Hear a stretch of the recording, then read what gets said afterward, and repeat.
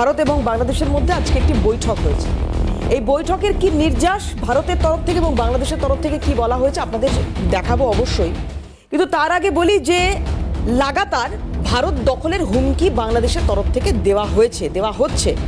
কখনো কোনো মৌলবাদী নেতা দিচ্ছেন, কখনো কোনো ধর্মগুরু দিচ্ছেন, কখনো কোনো রাজনৈতিক দলের সদস্য দিচ্ছেন। এই যে লাগাতার ভারতকে চাপে রাখার কৌশল করে চলেছে বাংলাদেশ, তাতে কি ফল হতে পারে? এইটা কি বাংলাদেশ না জেনে বা না বুঝেই এই ধরনের মন্তব্যগুলো করে যাচ্ছে? কেন বলছি এই কথা আস্তে আস্তে আসবো, কিন্তু শুরুতেই আমি একটু আপনাদের দেখানোর চেষ্টা করি বা রাদার একটু মনে করানোর চেষ্টা করি যে এই যে বলছিলাম যে ধর্মগুরু কখনো কখনো ধরুন কোনো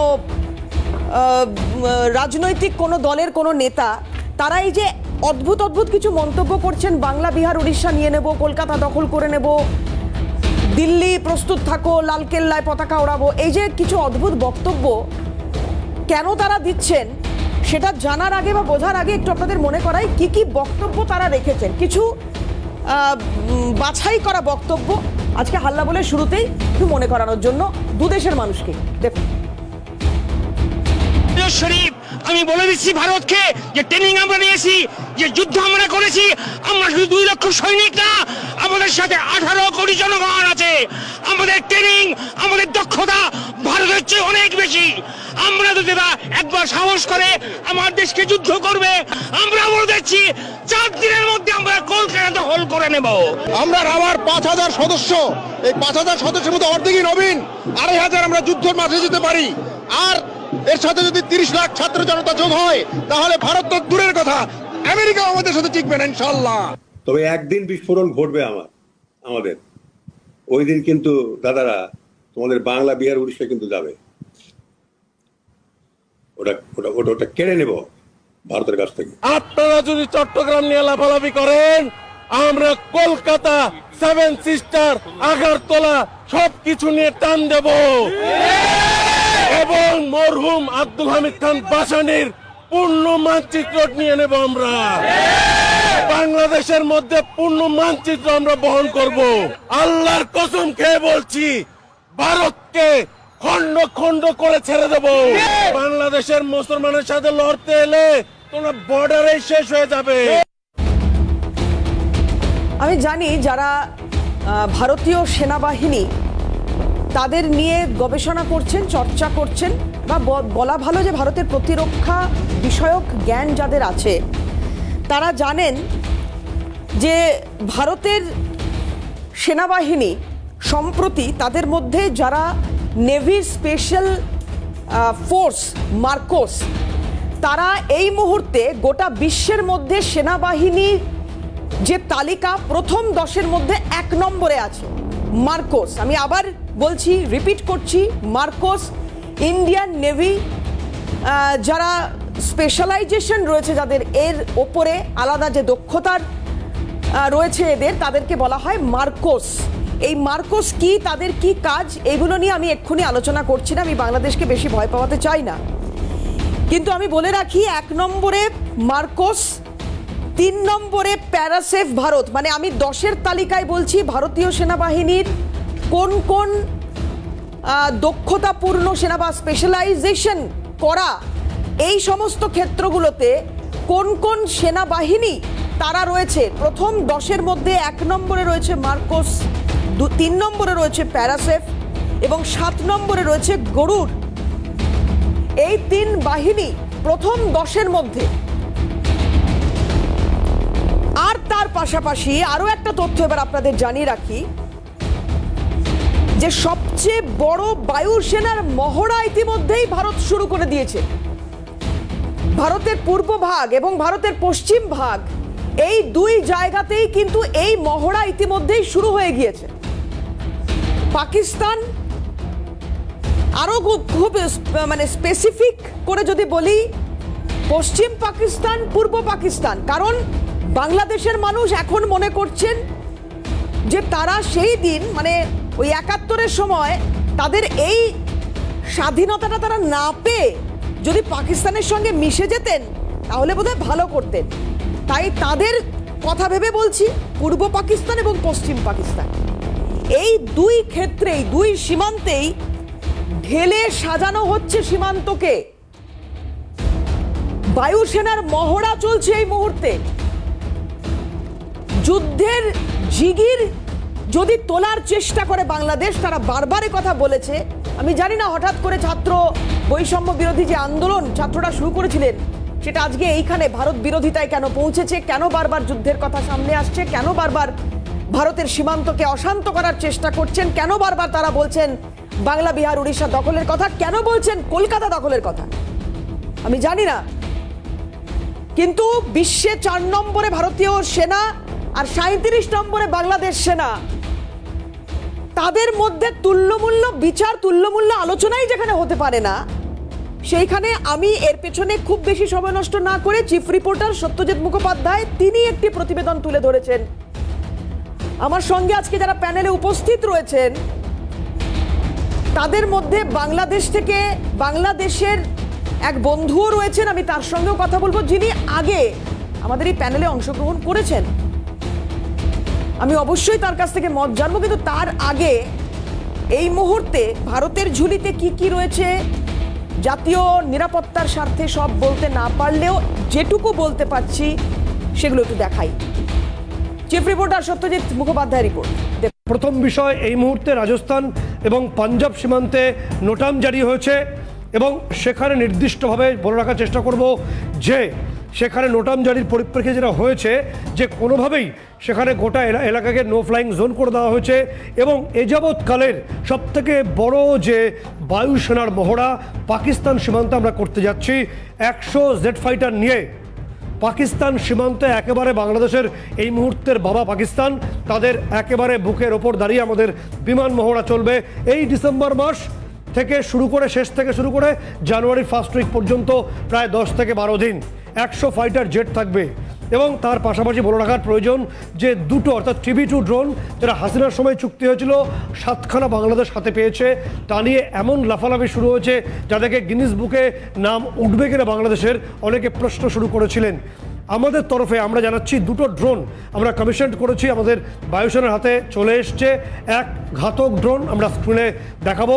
এই ঘাতক ড্রোন হলো নির্দিষ্টভাবে রানওয়েতে উড়ে যাবে, রানওয়েতে উড়ে নির্দিষ্ট লক্ষ্যে পৌঁছবে এবং বম্বার প্লেনের মতো যেটা আমরা বলে থাকি যে হোয়াইট সোয়াইন যে প্লেনগুলো আছে একদম পেট খুলে বোম্বিং করতে পারবে। এই কারণে নির্দিষ্টভাবে এই যে কার্পেট বোম্বিংয়ের জন্য আমাদের ঘাতক ড্রোন রেডি আমাদের হাতে অলরেডি, অর্থাৎ সেনাবাহিনীর হাতে অলরেডি চলে এসছে বায়ুসেনার হাতে। এবং ক্যাটস ওয়ারিয়ার হলো সুখোই দ্বারা নিয়ন্ত্রিত একটা স্পেশাল ড্রোন যেটা নির্দিষ্ট লক্ষ্যে গিয়ে মিসাইল ছুটতে ছুটতে একদম সুইসাইডাল নেচারে তারা অ্যাটাক করতে পারে। ভারতের হাতে এই দুটো ড্রোন ইতিমধ্যে চলে এসছে, পূর্ব সীমান্তে সম্ভবত ডিপ্লয় করা হবে। অর্থাৎ TB2 এদের কাছে শিশু বলল। বেশ, আজকে আমাদের সঙ্গে যারা প্যানেলে উপস্থিত রয়েছেন এবার তাদের সঙ্গে আলাপ করাবো। প্রথমে স্টুডিওয়ে যারা উপস্থিত রয়েছেন তাদের সাথে আলাপ করাই। আমাদের সঙ্গে রয়েছেন বিজেপি মুখপাত্র সজল ঘোষ। প্রথমে সজল দাকে আমাদের অনুষ্ঠানে স্বাগত জানাবো। পাশাপাশি আমাদের সঙ্গে রয়েছেন রাজনৈতিক নেতা রতন চক্রবর্তী, রতন দাকে স্বাগত জানাই। এবার স্টুডিওর বাইরে আমাদের সঙ্গে যারা রয়েছেন তাদের সঙ্গে আলাপ করাবো আপনাদের। নিরাপত্তা বিশ্লেষক পায়োনিয়ার বাংলাদেশ মেজর আমিন আহমেদ আফসারি আমাদের সঙ্গে রয়েছেন। মেজর আফসারি, আপনাকে আবারও আমাদের এই অনুষ্ঠানে স্বাগত। আমাদের সঙ্গে আর্য ঘোষ, জাতীয় সুরক্ষা ও নিরাপত্তা বিশেষজ্ঞ রয়েছেন, আর্যবাবুকে স্বাগত। এবং আমাদের সঙ্গে আন্তর্জাতিক সম্পর্ক বিশেষজ্ঞ দীপঙ্কর সাহা রয়েছেন, দীপঙ্কর বাবুকেও স্বাগত জানাই আমার অনুষ্ঠানে। আমি প্রথমেই একটু মেজর আফসারিকে দিয়ে শুরু করবো আজকের অনুষ্ঠান। মেজর সাহেব, প্রথমে জানতে চাই কীরকম আছেন? আমাদের সঙ্গে অনুষ্ঠান করেছিলেন গত 2-3 দিন আগে। আপনার শরীর ঠিক আছে, সুস্থ আছেন? প্রথমে জেনে নিই, কুশল বিনিময় একটু হোক। জি ধন্যবাদ। আমি ভালো আছি এবং আমি এখনো দেশে ফিরে যাইনি, আমি দেশের বাইরে আছি। তো এখন আমার তো একটা তিক্ত অভিজ্ঞতা আছে আপনাদের সম্পর্কে, আপনারা জানেন, এবং পরবর্তীতে এ নিয়ে দুঃখ প্রকাশ বা একটু সহানুভূতি জানানোর যে মেসেজ সেটাও আমি পেয়েছি। আপনাদেরকে ধন্যবাদ। তো আপনি অত্যন্ত চৌকস উপস্থাপনা করছেন, ভালো সঞ্চালক। কিন্তু আমার মাঝে মাঝে মনে হয় বাংলাদেশ অথবা ভারতের সর্বাধিনায়ক বানিয়ে দিলে বোধহয় ভালো হতো আপনাকে। মনে হয় সমরনীতিতে আপনি অত্যন্ত বিচক্ষণ, মনে হয় যুদ্ধটা আপনার হাতে দিলে বিজয় আপনার নিশ্চিত হয়ে যেত। আর আমরা যারা সমরনীতি শিখেছি আপনাদের কাছে এগুলো আমি এমন কিছু নয়। তথ্য আমি দেখেন, পেশ করেছি ভারতীয় হিসেবে আমার কাছে যা যা তথ্য আছে, আমি খুবই সামান্য যৎসামান্য কিছু তথ্য এখানে পেশ করেছি। যাই হোক, আমার যেটা প্রথম প্রশ্ন না, আপনার আমি- কাছে, আমি- যে এই যে লাগাতার আপনারা ভারত দখলের হুমকি দিয়ে চলেছেন, কলকাতা দখল করার কথা বলছেন, বাংলা বিহার ওড়িশা দখল করার কথা বলছেন, কেন, কি কারণে? যে আমি এই কথা বলবো তার আগে দু একটি কথা বলছি। আমার প্রিয় বাংলাদেশের মালিক জনগণ যারা শুনছেন আমার কথা, এবং ভারতবাসী যারা আমার কথা শুনছেন, তাদের সবাইকে শুভ সকাল। এবং আমার এখানে সকাল, আপনাদের ধন্যবাদ জানিয়ে দুইটি কথা বলছি। আমি ভূমিকায় যে কথাগুলো বলেছি সেটা শুধু আজকের অনুষ্ঠান নিয়ে নয়, সার্বিকভাবে বলেছি। আপনি হয়তো জানেন, বয়সের দিক দিয়ে হয়তো আমি একটু বেশি, আমি হয়তো কিছু কিছু জিনিস সচক্ষে দেখেছি, এটা আমার সৌভাগ্য। যে 1965 সালে যখন যুদ্ধ হয় পাক ভারত, তখন একটা অত্যন্ত জনপ্রিয় রেডিও প্রোগ্রাম ছিল হিং টিং ছট। আমি তখন শিশু, আর আমাদের স্বাধীনতা যুদ্ধে চরম পত্র নামে একটা অনুষ্ঠান হতো। যুদ্ধের আগে পরে এ ধরনের অনুষ্ঠান হয়। আপনাদের এই বিশেষ করে এই চ্যানেলটি আমার ওইরকমই মনে হয়, অতি রঞ্জিত, বাদ্য বাজে। আজকে যদিও আমার কান একটু শান্ত, যে আপনাদের ব্যাকগ্রাউন্ড মিউজিকের প্রয়োজন হয়নি, আজকে দিচ্ছেন না, এটা বাংলাদেশে অত্যন্ত সমালোচনা হয়েছে। আমার কাছে অনেকে বলেছে যে ভারতের কিছু কিছু চ্যানেল টক শোকে মিউজিক্যাল প্রোগ্রাম বানিয়ে হইচই করে চিৎকার করে যেন এটা একটা প্রচার প্রসারের একটা ব্যবস্থা করা হয়, সেখান থেকে আপনারা বেরিয়ে আসছেন ধীরে ধীরে, ভালো লাগছে। আপনারা হয়তো রৌমারী সীমান্তের কথা ভুলে যাননি। বিডিআর বিএসএফ এর যে আক্রমণ, প্রতি আক্রমণ, সেখানে ভারতের সৈন্যরা আগে ঢুকেছিল, পরে আমাদের জেনারেল ফজলুর রহমানের নির্দেশে সেখানে একটা বড় ধরনের ক্ষতি হয়েছে। আমি পরিষ্কারভাবে বলতে চাই, এই যে বাংলাদেশ থেকে যে হুমকি ধামকির কথা আপনারা বলছেন, এটা একটা বাঘ যুদ্ধ মাত্র। আর আপনিও যে বা আপনারা যে সেনাবাহিনী, সশস্ত্র বাহিনীর যে ফর্দ দিয়ে প্রমাণ করতে চান কে বড় কে ছোট, এক জায়গাতে শুনলাম পাকিস্তান বাবা আমাদের, বা এরকম কিছু একটা আমি হয়তো কানে আসলো, কে কার বাবা, এটা যুদ্ধ ময়দানে গেলে বোঝা যাবে। আপনাদের আরো জানা থাকার কথা, হযরত মুহাম্মদ সাল্লাল্লাহু আলাইহি সাল্লাম যখন ইসলাম প্রচারের সময় বিভিন্ন যুদ্ধে যোগ দিয়েছিলেন, তার চেয়ে বহু গুণে শক্তিশালী সৈন্যদেরকে খুব সুকৌশলে পরাজিত করেছেন। যুদ্ধে মূল বিষয়টি শুধু অস্ত্র নয়, যুদ্ধে মোরাল, যে মোরাল তৈরি হয় ইস্যু থেকে। বাংলাদেশের মানুষকে ব্রিটিশ পরাধীন করে রাখতে পারেনি, পাকিস্তান রাখতে পারেনি, এবং ভারতের দাদাগিরির কারণে আজকের এই পরিস্থিতি তৈরি হয়েছে। বরাবরই তাতে কি ভারতের কোনো ভূমিকা ছিল না মেজর সাহেব? পাকিস্তান পরাধীন করে রাখতে পারেনি ভারতকে, তাতে কি ভারতের? আমি আসছি, আমাকে বলতে দেন। মিউজিক শুনতে চান না তো স্ট্রিট কর্নারও করবেন না, স্ট্রিট কর্নারও করবেন না, আপনি পথসভা করবেন না। আপনি তো আবার বাংলাদেশের লোক, তাই বলছি পথসভা না করে আপনি আপনার বক্তব্য বাংলাদেশ সম্বন্ধে যে কেন যুদ্ধের জিগির তুলছে আপনাদের ধর্মীয় নেতারা, আপনাদের এক্স আর্মিরা, সেই কথাগুলো বলুন। আমি অনেকক্ষণ আপনার কথা ধৈর্য সহকারে শুনেছি। যেখানে যোগ দিয়েছিল, সেখানে আমি উপস্থাপককে অনুরোধ করতে শুনেছি বারবার যে ব্যক্তি আক্রমণ করবেন না, কেউ কথা বললে তাকে বাধা তৈরি করবেন না, কেউ টানা কথা বলে যাবে, এটাও রুলের মধ্যে পড়ে না। টকশোয় কেউ টানা একটানা কথা বলে যাবেন, এটাও কি রুলের মধ্যে পড়ে? মেজর সাহেব, মেজর সাহেব, কতটুকু সময় দেবে না, আপনাকে প্রশ্নের উত্তরে না গিয়ে ছজন আপনাকে নিয়ে প্যানেলিস্ট আছে, একজন সঞ্চালক আছে, আপনাকে অত্যন্ত বিনয়ের সঙ্গে বলছি। আমি বলছি 1 ঘন্টা সময়, 6 জন প্যানেলিস্ট, একজন সঞ্চালক। আপনি যদি একা পথসভার মতন ভাষণ দেন, সেটা তো শুনতে, আপনার ভাষণ শুনতে তো আসেনি, বাকযুদ্ধ নিয়ে আলোচনা করতে এসেছি, যদি বাকযুদ্ধ নিয়ে কিছু বলার থাকে বলুন না। বেশ বেশ মেজর আফসারি, আমি একটা ছবি আপনাকে দেখাবো এবং তার পাশাপাশি একটা তথ্য একটু জানি আপনার কাছ থেকেই জানবো। সেটা হচ্ছে বাংলাদেশ, এই যে আপনি বলছেন না যে ধমকি বা এইগুলো দেওয়ার কারণটা এখনো আপনি আসেননি সেখানে, আমি বলছি ভারত বিরোধী লিফলেট বিলি করা, ভারত বিরোধী পোস্টার পড়া, হিজবুত তাহরির তরফে এই পোস্টার লাগানো হয়েছে, ভারতকে মোকাবিলায় আমেরিকার আধিপত্য প্রত্যাখ্যান করুন, এখানে লেখা রয়েছে, মুসলিমদের সুরক্ষার একমাত্র ঢাল খিলাফত প্রতিষ্ঠা করুন, এখানে বার্তায় বলা হয়েছে ইসরায়েল যেমন ফিলিস্তিনের মুসলিমদের বিরুদ্ধে শত্রুতায় লিপ্ত, ঠিক একইভাবে হিন্দুত্ববাদী রাষ্ট্র ভারতও এই অঞ্চলের মুসলিমদের সঙ্গে শত্রুতা করছে, লিফলেটে অভিযোগ করা হয়েছে। এই কথাগুলো লেখা হচ্ছে, এটা উস্কানি ছাড়া এই ধরনের কথাগুলো লেখা হচ্ছে এমনটা নয়, বা কেনই বা লেখা হচ্ছে, আমি ভারতীয় হিসেবে এই প্রশ্নটা আপনার কাছে রাখতে চাইছি, কেন লেখা হচ্ছে এই কথাগুলো? খিলাফত প্রতিষ্ঠা করুন, একমাত্র খিলাফত।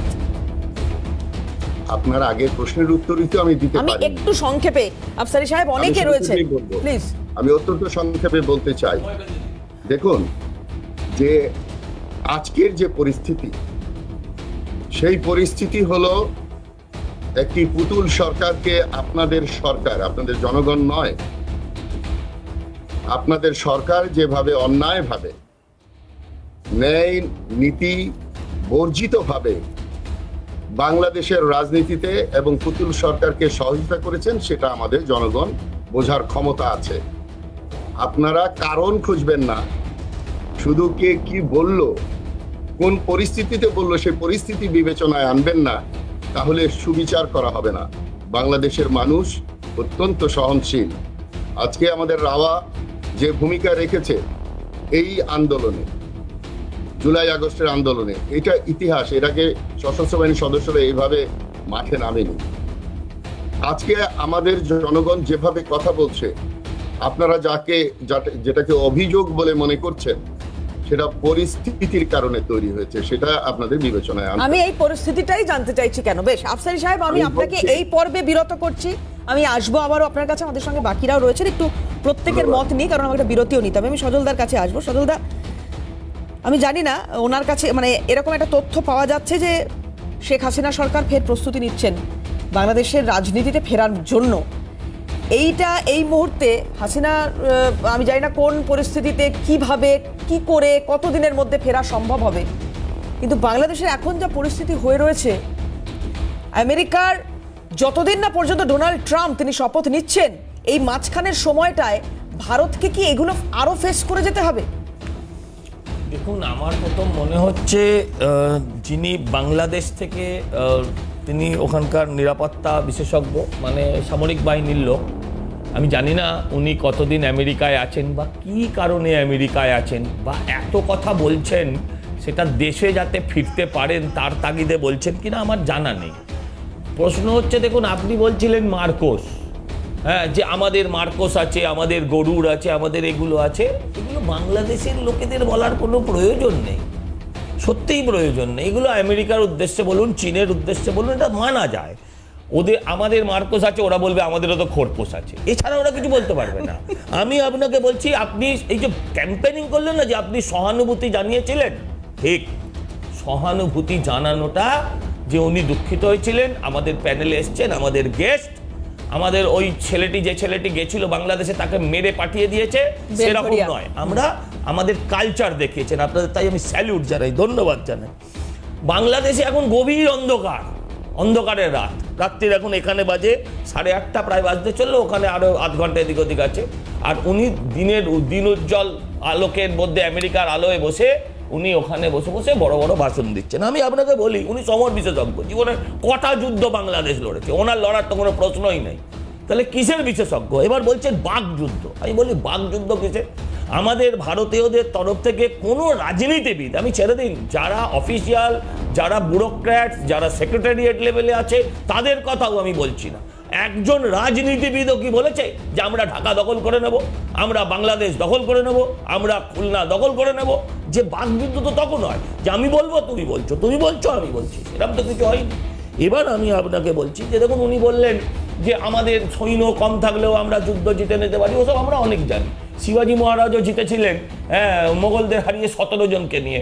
আমাদের পাণ্ডবদের সৈন্য কম ছিল, কিন্তু পাণ্ডবরা যুদ্ধে জিতেছিল। তো সমরের ব্যাপারটা আমরা ভালো জানি, কিন্তু প্রশ্ন হচ্ছে যে আমরা তো পুতুল সরকার ছিল, ভালো কথা, পুতুল সরকারকে তো আমরা ভোট দিইনি, ভারতীয়রা ভোট দেয়নি, ভারত ভোট দেয়নি, ভারতবাসীরা ভোট দেয়নি, ভোট দিয়েছিলেন আপনারা, ভোট দিয়েছিলেন ওখানকার বাসিন্দারা। আমরা ভারতবর্ষের মানুষ ওইটা নিয়ে ইন্টারেস্টেডই নয়। কে থাকবে, খালেদা জিয়া আসবেন কি হাসিনা আসবেন, এটা নিয়ে আমাদের কিচ্ছু যায় আসে না। কিন্তু আমরা জানতে চাই যে আমাদের ওখানে, আপনাদের ওখানে বাস করা হিন্দু সংখ্যালঘুদের ওপর আক্রমণ কবে থামবে? কেন তাদের ওপর প্রতিনিয়ত আক্রমণ হবে? বৈদেশিক সমস্যা, বৈদেশিক নীতি ব্যুরোক্র্যাটরা আলোচনা করবে, সেখানে কারোর বিক্ষোভ দেখানো থাকলে সে বিক্ষোভও দেখাবে, আমার তা নিয়ে কিচ্ছু যায় আসে না। কিন্তু আমার প্রশ্ন, আপনার বাংলাদেশ যেটা আপনি বারবার বলছেন যে আপনার সেই বাংলাদেশে যেখানে সহনশীলতার নাকি বিরাট মাত্রায় মানুষের সহনশীল, সেই সহনশীল মানুষগুলো নিজের দেশের নিজের ধর্মের পুলিশকে মেরে ঝুলিয়ে দিয়েছে, ভালো কথা। নিরীহ হিন্দুরা ওখানে কি করেছে আপনি আমায় বলুন, আপনি আমায় জবাব দিন যে ওখানকার হিন্দুদের ওপর, বাঙালিদের ওপর অত্যাচার কবে হবে, বন্ধ হবে? আপনি তো একজন সমর বিশেষজ্ঞ, আপনি যদি বলেন যে আমি বাংলাদেশি সংখ্যাগুরু সম্প্রদায়ের লোক, আমি আপনার সাথে কথা বলবো না তাহলে। কিন্তু যদি আপনি সামরিক বিশেষজ্ঞ হন, আপনার কাছে তো সাধারণ মানুষ যারা নাগরিক তারা তো আপনাদের কাছে যাবে। এই মুহূর্তে তো পুলিশ বলে ওখানে কিছু নেই, সব জায়গাতে সেনাই চলছে, তো সেনার কাছে গেলে তারা কি প্রোটেকশন দিচ্ছে, আমি সেই জিনিসটা জানতে চাই। Reason why this mutually beneficial cooperation should not continue to deliver in the interests of both our peoples. And to that end, therefore, I have underlined today India's desire to work closely with the interim government of Bangladesh authorities. At the same time, we also had the opportunity to discuss certain recent developments and issues, and I conveyed our concerns, including those related to the safety and welfare of minorities. We also discussed some regrettable incidents of attacks on cultural issues by the Bangladesh authorities, and we look forward to moving the relationship forward in a positive, forward-looking and constructive direction. Thank you all very much. আমাদের অভ্যন্তরীণ বিষয়ে অন্য দেশের মন্তব্য সমীচীন নয়। বাংলাদেশ অন্য দেশের অভ্যন্তরীণ বিষয়ে মন্তব্য করা থেকে বিরত থাকে এবং অন্যান্য দেশেরও একই ধরনের শ্রদ্ধাবোধ আমাদের প্রতি দেখানো উচিত। আমি দীপঙ্কর দার কাছে আসি। দীপঙ্কর দা, এই যে আজকের এই বৈঠকটা, তারপরেও বাংলাদেশের তরফ থেকে যে প্রেস কনফারেন্সটা করা হলো, সেখানে বলা হলো যে নাক না গলানোর কথা। নাক কি গলাতে যাচ্ছে দাদা? আমি তো এইটাই বুঝতে পারছি না যে নাক গলানোর তো বিষয়ই নেই। আপনারা আপনাদের দেশ নিয়ে থাকুন, আমরা আমাদের দেশ নিয়ে থাকবো। ভারতকে লাগাতার এইভাবে আক্রমণ করে যাওয়া বা অপমান করে যাওয়া, মুখে আক্রমণ করা বা অপমান করা, এই দুটো তো সহনশীলতারও একটা তো মানে সীমা আছে। তো এই ধরনের বক্তব্যগুলো রেখে লাভটা কি হচ্ছে? নাক গলাবেন না, অদ্ভুত কথা। প্রথমত আমি জানাই যে ভারতের যে পররাষ্ট্র সচিব আমন্ত্রণ জানিয়েছেন বাংলাদেশের বিদেশ সচিব পররাষ্ট্র সচিব জসিমউদ্দিন। ভারত কিন্তু স্বেচ্ছায় কিন্তু বৈঠক করতে যায়নি, প্রথম কথা এটি। এবং দ্বিতীয়ত যে নাক গলানোর ব্যাপারটা বলছেন, মূলত বাংলাদেশিরা মূলত যে আমাদের বলছেন, যে ভারতীয়দের বলছেন ভারতের মিডিয়ারা প্রোপাগান্ডা চালাচ্ছে, আদতে বাংলাদেশিরাই কিন্তু প্রোপাগান্ডাটা বেশি চালাচ্ছে। ভারত একটি স্বনির্ভর এবং বিশ্বের চতুর্থ শক্তিশালী দেশ, যারা তাদের অস্ত্র সম্ভার দিয়ে চীনকে একদিক থেকে, অন্যদিক থেকে পাকিস্তানকে আটকাতে সক্ষম। এমনকি ভুটানের টাই জাংশন ডোকলামে গিয়েও চীনের বিরুদ্ধে সংগ্রাম করতে সক্ষম, এবং ভারত চীনের মতো মহাশক্তিকে আটকে দিতেও সক্ষম। সেখানে বাংলাদেশিরা বারবার ভারতকে উস্কানিমূলক বক্তব্য রেখে ভারতের জনগণকে অপমান করছে। এই জনগণকে অপমান করার ফলে ভারত ও ভারতীয় পক্ষ, ভারতীয় জনগণ সরকারি লেভেল থেকে কোনো রকমের প্রয়োজনমূলক বক্তব্য দেওয়া হয়নি, এবং ভারতীয় জনগণ এই যে বারবার বাংলাদেশ থেকে প্রয়োজনগুলো আসছে, প্রোপাগান্ডাগুলো আসছে, বাংলাদেশের যে উপদেষ্টা মন্ডলী যেগুলো ছাত্র যে নেতাগুলো আছে, তারা বারবার ভারতের বিরুদ্ধে একটা প্রোপাগান্ডা চালাচ্ছে এবং মিথ্যা একটা প্রোপাগান্ডা বা মিথ্যা একটা তথ্য দিয়ে বাংলাদেশের জনগণকে উদ্বুদ্ধ রাখতে চেষ্টা করছেন। কিন্তু আমরা এখানে বলতে চাই যে ভারত কিন্তু বাংলাদেশের উপরে সর্বক্ষণ নজর রাখছে। আমি একটা নতুন তথ্য দিই, যে ভারত মূলত ভারতের যে সমস্ত স্যাটেলাইট গুলো আছে তারা প্রতিনিয়ত বাংলাদেশে কোথায় কি হচ্ছে ক্ষুদ্রতম অংশ তারা প্রতিনিয়ত স্যাটেলাইটের মাধ্যমে নজর রাখছে। ভারতের বিভিন্ন স্যাটেলাইট গুলো আছে, তার মধ্যে একটা প্রধান আমি বলে নাম বলছি, যার মধ্যে উল্লেখযোগ্য হলো ক্যাটোস্যাট 2F। মূলত এই ক্যাটোস্যাট 2F স্যাটেলাইট 65 সেন্টিমিটার পর্যন্ত সে ছবি তুলতে সক্ষম। যে বাংলাদেশের কোথায় কোন সেনানিবাসে কোন মিলিটারি বা কোন সৈন্যরা কি করছে, কোন অস্ত্র ব্যবহার করছে, সমস্ত কিন্তু ভারত নজর রাখে। এছাড়াও ভারতের হাতে যে সমস্ত স্যাটেলাইট গুলো আছে তার মধ্যে আছে উল্লেখযোগ্য, তার মধ্যে আছে আরআইস্যাট, হ্যাঁ, যেটা রেডার ইমেজিং স্যাটেলাইট। এই স্যাটেলাইটের মাধ্যমে আরআইস্যাট 2B, আরআইস্যাট 1A, এগুলো মূলত যেগুলো কৃত্রিম যে অ্যাপারচার রেডার বাংলাদেশের যে সমস্ত আছে সমস্তগুলোকেই তারা প্রতিনিয়ত লক্ষ্য রাখছেন যে তারা কি করছেন, এবং তাদের থেকে যে ইনপুট গুলো আসছে তারা ভারত সরকার প্রতিনিয়ত এগুলোকে বিশ্লেষণ করছেন। এছাড়াও আছে এমিস্যাট, এগুলো মূলত বিভিন্ন ইউনিটের সিগন্যাল, ক্ষুদ্র সিগন্যাল, মোবাইল সিগন্যাল, সেগুলোকে ধরে এরা পর্যালোচনা করে থাকেন এবং কোথায় কি হচ্ছে, বাংলাদেশ কোন সেনাবাহিনী কার সাথে যোগাযোগ করছে, কার সাথে কি কথা বলছে, সমস্ত কিন্তু ভারতের কাছে তথ্য আছে। এছাড়া যোগাযোগের জন্য আছে জিস্যাট এবং সমুদ্র পর্যবেক্ষণের জন্য আছে ওশেনস্যাট। এই সমস্ত স্যাটেলাইট কিন্তু বাংলাদেশের প্রত্যেকটা ক্ষুদ্র ক্ষুদ্র অংশের উপরে নজর রাখছে। এছাড়াও আমাদের হাতে যে সমস্ত অস্ত্র আছে, যেগুলোকে বলি ড্রোন বা যদি আমরা বলি ফাইটার জেট, এগুলো তো ভারতের কাছে কিছুই নয়, যেখানে ভারত একটা বিশ্বের চতুর্থ দেশ। তা আমি বলবো যে বাংলাদেশকে বলবো যে বাংলাদেশ যাতে ভারতের উপরে এই যে প্রোপাগান্ডা বা যুদ্ধ চাপিয়ে না দেয়, কারণ ভারতের উপরে যদি যুদ্ধ চাপা না, ভারত কখনোই চায় না বাংলাদেশের সাথে যুদ্ধ করতে। বাংলাদেশকে ভারত যুদ্ধের জন্য গণ্যই করে না, কারণ ভারতের প্রধান শত্রু চীন এবং পাকিস্তান। এই দুই ফ্রন্টে ভারত নিজেকে স্বাবলম্বী করার জন্য যে হারে অস্ত্র বৃদ্ধি থেকে শুরু করে মিসাইল পরীক্ষা থেকে শুরু করে ফাইটার জেট থেকে শুরু করে সমস্ত কিছু ভারত তৈরি করতে চলেছে, এবং মিসাইলে ভারত একদম স্বয়ংসম্পূর্ণ। মিসাইলে ভারত বিদেশ থেকে কোনো মিসাইলকে আমদানি করতে হয় না। বর্তমানে যে কিছুদিন আগে যে ভারত LRSAM যে মিসাইল পরীক্ষা করেছে, হাইপারসনিক মিসাইল, সেটা বিশ্বের কোনো দেশের হাতেই ওই মিসাইল এখনো পর্যন্ত নেই, এবং এমনকি আমেরিকাও এখনো পর্যন্ত টেস্ট করতে পারেনি। চীনের হাতেও যে মিসাইল আছে তাও ভারতের এই মিসাইল মতো এত শক্তিশালী নয়, এবং রাশিয়ার হাতেও যে মিসাইল আছে তাও এত শক্তিশালী নয়। তো ভারত, আমি একটাই কথা বলতে চাইবো যে আর একটা উনি কথা বললেন, বাংলাদেশি সেনানায়ক বা অফিসার উনি কথা বললেন, রিটায়ার্ড অফিসার, উনি বললেন যে অস্ত্র দিয়ে মূলত যুদ্ধ হয় না, হ্যাঁ, যুদ্ধের জন্য চাই মনোবল। মানে আমি একটা কথা বলবো যে আপনি হয়তো রাশিয়া ইউক্রেন যুদ্ধ দেখেছেন বা আর্মেনিয়া আজারবাইজান যুদ্ধ দেখেছেন, সেখানে কিন্তু খেলাটা ছিল এই ড্রোনে।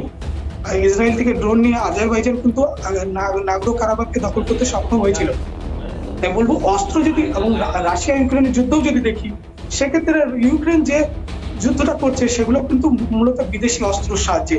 অস্ত্র যদি না থাকে তাহলে কিন্তু যুদ্ধ সম্ভব নয়। শুধু মনোবল দিয়ে যুদ্ধ করা যায় না। আমার হাতে শুধু আমি একটা দা, কুড়ুল বা লাঠি দিয়ে আমি কিন্তু যুদ্ধ করতে সক্ষম নই। আমার হাতে অস্ত্র লাগবে, গোলা বারুদ লাগবে, সেগুলো দিয়েই একমাত্র যুদ্ধ করা যাবে। ঠিক। দীপকদা, আপনি যখন এই কথাগুলো বলছেন তখন এই প্যানেলেও একাধিকবার এইটা নিয়ে আলোচনা হয়েছে যে যুদ্ধের প্রয়োজন নেই, ওই বিদ্যুতের ওপর নির্ভরশীল, শাকসবজির ওপর নির্ভরশীল, আরো বেশ কিছু, জলের ওপর নির্ভরশীল, সবকিছু এই এত কিছুর উপর নির্ভরশীল যখন বাংলাদেশ ভারতের ওপরে, তখন এই সবকিছুই যদি কোনো মানে ভগবান না করুক বন্ধ হয়ে যায়, তাহলে এই দেশটার লড়ারও ক্ষমতা থাকবে না। বাংলাদেশ নিয়ে মুখ্যমন্ত্রী মমতা বন্দ্যোপাধ্যায় তিনি সরব হয়েছেন, আর এই যে লাগাতার এই বক্তব্যগুলো আসছে, কলকাতা দখল করে নেব, বাংলা দখল করে নেব, কেন বারবার লাগাতার এই ধরনের মন্তব্য আসছে? মমতা বন্দ্যোপাধ্যায়ের বিরোধিতা করে আজকে যে কথা বলেছেন যে আপনারা যারা বলছেন যে দখল করবে তাদের বলবো সুস্থ থাকুন, আর আপনারা বলবেন দখল করবেন, আমরা বসে ললিপপ খাবো, এটা ভাববেন না। কিন্তু প্রশ্ন উঠছে যে বারবার এই বাংলাদেশের যারা উস্কানিমূলক মন্তব্যগুলো দিচ্ছেন, বাংলা, বিহার, উড়িষ্যা, কলকাতা, বাংলা দখলের কথা বলে চলেছেন ক্রমাগত লাগাতার, কেন? কলকাতা দখলের কথা বাংলাদেশের মুখে কেন? কলকাতা কি খুব সহজলভ্য? রতনদার কাছে আসি। রতনদা, কিভাবে দেখছেন? আসলে আমি তোমার প্রথম থেকে বলি, আমি মেজর সাহেবের কথা শুনলাম, আমার অনুজপতি সজল ওর কথা শুনলাম, ওই বিশেষজ্ঞর কথাও শুনলাম। আমার যেটা মনে হয়, তোমরা এই যে যুদ্ধ যে ব্যাপারটা আলোচনা হচ্ছে না, আমি ব্যক্তিগতভাবে এটা বিশ্বাস করি। কারণ বাংলাদেশ আর ভারত এদের যুদ্ধ হয় কার সাথে? আইদার একটা সাম্রাজ্যবাদী শক্তি অন্য একটা দেশকে দখল করার জন্য করে, একটা পাওয়ারফুল রাষ্ট্র, দুটো দেশের যুদ্ধের প্যারামিটার থাকে তো একটা, আমি তোমায় কয়েকগুলি প্যারামিটার, মিলিটারি ক্যাপাবিলিটিস কোনো তুলনাই হয় না ভারত আর বাংলাদেশ। কিংবা ধরো জিওগ্রাফিক্যাল অ্যাডভান্টেজ বাংলাদেশের নেই, ভারতের আছে। কিংবা ধরো ইন্টারন্যাশনাল রিলেশনশিপ, অর্থাৎ ভারতের সাথে তার বন্ধু রাষ্ট্র কত, পাওয়ারফুল রাষ্ট্রের কী সম্পর্ক। পাশাপাশি বাংলাদেশের এটা বিবেচনা করতে হবে একটি সায়েন্স অ্যান্ড টেকনোলজির ডেভেলপমেন্ট, ইন্ডিয়া বাংলাদেশ। ফলে কোনো রেসপেক্টেই এই যুদ্ধের ব্যাপারটা আমার কাছে খুব, বাংলাদেশ যদি ভুল করে মানে কি বলবো, যদি নিজের পায়ে নিজে কুরুল না মারে, মানে আমাকে আক্রমণ করো এরম যদি না করে, তাহলে যুদ্ধ হওয়ার কোনো চান্স নেই। এ হচ্ছে এক। দুই, মেজর সাহেব বলছিলেন, উনি সমর বিশেষজ্ঞ, অনেক কিছু উনি বলেছেন যে এখন আর ওইভাবে যুদ্ধ হয় না। কীভাবে যুদ্ধ হয়, কীভাবে যুদ্ধ হয় আমি ওনার কাছে জানতে চাই। আপনি এটা জেনে নিন, আপনি সমর বিশেষজ্ঞ, কিন্তু আপনি কটা যুদ্ধ লড়াই করেছেন? কোন বিশেষজ্ঞকে, কাকে কাকে কী বিশেষজ্ঞের পরামর্শ দিয়েছেন? You had no opportunity to fight with others, specially Bangladesh যখন হয়েছে। সুতরাং আপনার এই ব্যাপারে আমার মনে হয় আর একটু পড়াশোনা করা উচিত।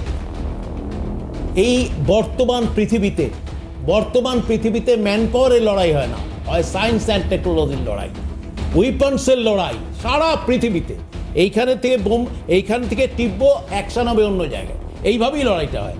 সো আমার মনে হয় এটা আপনি ভালো করে জানেন, বা আপনি জেনেও হয় বলছেন না বাংলাদেশের প্রতি অন্ধ আনুগত্যের জন্য, আর নতুবা হয়তো আপনার জ্ঞান ভাণ্ডার কম আছে, আমি জানি না।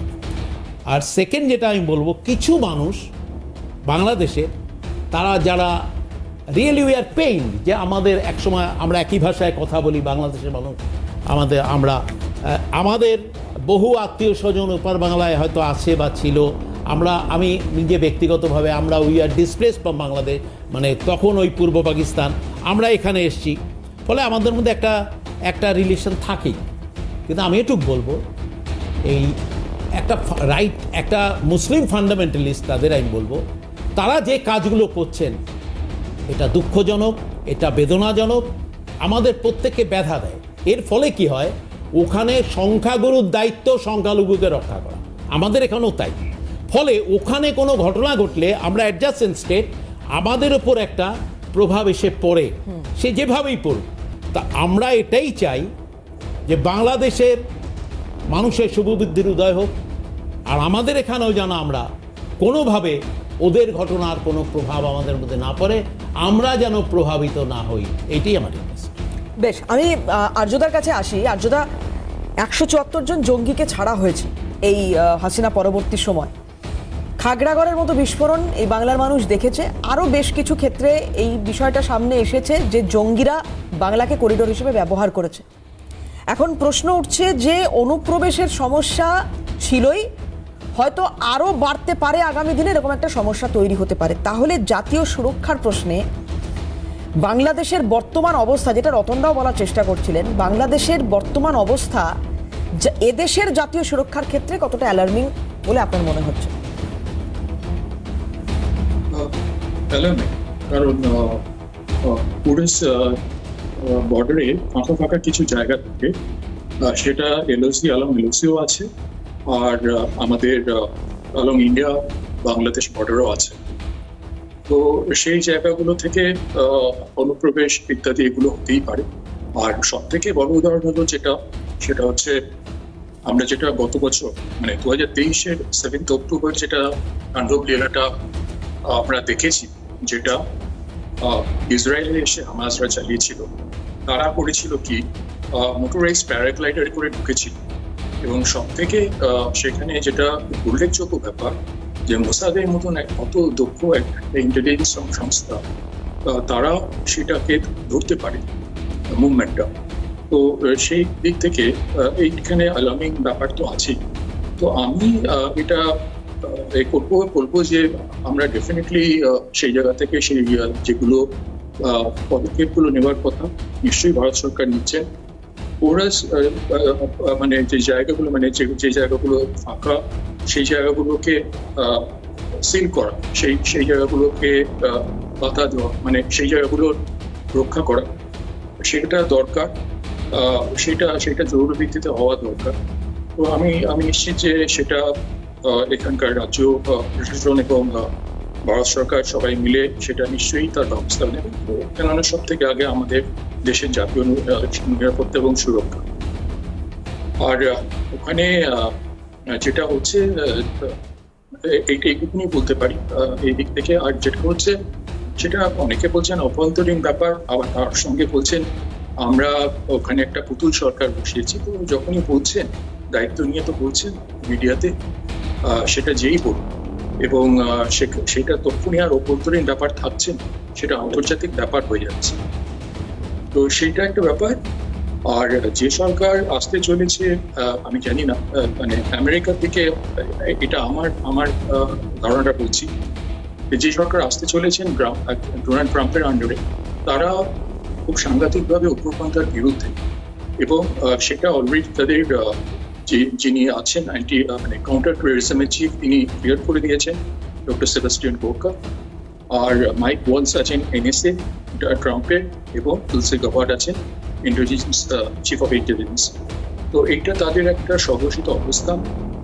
তো সেইখানে কিছুদিন আগে ট্রাম্পের সঙ্গে জাস্টিন ট্রুডো তার বৈঠক হয় কানাডার। তো তিনি যেটা ট্রাম্প এটা হয় আপনার নভেম্বরের শেষের দিকে 27 তারিখ নাগাদ রাফলি। তো তারপরে 5 তারিখ নাগাদ ট্রাম্পকে, যেটা এটা মারে লোগো বলে একটা জায়গায় হয়, ট্রাম্পের সঙ্গে বৈঠকটা 29 তারিখ নাগাদ হয়েছিল নভেম্বরে। তো তারপরে 5 তারিখ নাগাদ ডিসেম্বরে একটা ফক্স ইভেন্ট, সেখানে ট্রাম্পকে বলা হয় 51তম স্টেট 51 বলে জনধ্বনি দেওয়া হয়। তো আমেরিকার 50টা স্টেট আছে, ট্রাম্প চাইছেন 51 নম্বর স্টেট হিসাবে কানাডাকে দেখতে। এবং তার পেছনে কারণ আছে 25% যে উনি শুল্কটা বসাচ্ছেন, 85%, সেটা ওনার পক্ষে, কানাডার পক্ষে করা সম্ভব নয়। এটা জাস্টিন ট্রুডো ভালোভাবে জানেন। তো সেটা নিয়ে উনি মক করেছেন অ্যাকচুয়ালি। তো সেই জন্যই এইটা যদি এটা ভেবে থাকেন যে আমেরিকাকে কোনোভাবে ব্ল্যাকমেলিং করবেন, সেটা সম্ভব নয় কোনোভাবে। এটুকুনি বলতে পারি। ভারতের একটা দায়িত্ব আছে, বা আমি নিশ্চিত যে ভারতের যারা আছেন প্রতিরক্ষা বিষয়ে যারা দেখেন, এবং ইন্টেলিজেন্স ইউনিটে যারা আছেন তারা দেখছেন। আর আমাদের যে এক্সটার্নাল এজেন্সি আছে তার ক্রেডিবিলিটি কি সেটা সবাই জানে, সারা বিশ্ব জানে। আমি 3টে সংস্থার নাম করবো, তারা খুব ভালোভাবে জানে, CIA, MI5 অ্যান্ড মোসাদ। আর যারা হাড়ি টের পায় তাদের নাম হচ্ছে ISI। এর বেশি আমি কিছু বলবো না জাতীয় নিরাপত্তার স্বার্থে, তো অলিক কল্পনা না থাকে। আমি মেজর আফসারির কাছে যাব। স্যার, আমি চাইবো একটু টু দি পয়েন্ট উত্তর আপনার কাছ থেকে। যারা এতক্ষণ বলেছেন আমি ডেফিনেটলি জানি আপনার কিছু নিশ্চয়ই তাদের এগেনস্টে বলার আছে, আমি সেগুলো শুনবো। কিন্তু তার পাশাপাশি একটা প্রশ্ন একটু রাখতে চাইবো আমার তরফ থেকে, যে এই যে সরকারটাকে আপনারা এতদিন সহ্য করলেন, কেনই বা করলেন? বিরোধিতাটা আজকে যে পর্যায়ে, ভারত বিরোধিতাটা যে পর্যায়ে আজকে হচ্ছে, আপনার দেশের সরকারের বিরোধিতায় সেই আন্দোলন, সেই মিছিল, সেই স্লোগান, সেই পতাকা পোড়ানো যা করছেন, সেগুলো কি সেদিন করতে পারতেন না? 16টা বছর ধরে এত অত্যাচার সহ্য করে ওই সরকারটাকে রেখে দিলেন। আপনাদের যে অ্যাটিটিউড ডিকটেট করার, কি আমরা করতে পারতাম, কি আমরা করতে পারতাম না, তো আমাদের চেয়ে ভালো কেউ বোঝে না। আপনারা কি করবেন, কি করতে পারতেন, কি করবেন, এটা আপনাদের চেয়ে ভালো কেউ বুঝবে না। তো এগুলো ঠিক নয়। আমি অনুরোধ করব যে আমি যেমন আপনাদের কারো কথার বাধা হইনি সৌজন্যতার কারণে, আমার কথার মধ্যে আপনি 1 মিনিট দেন, 2 মিনিট দেন, 3 মিনিট কেউ ডিস্টার্ব করুক, আমি সেটা চাই না।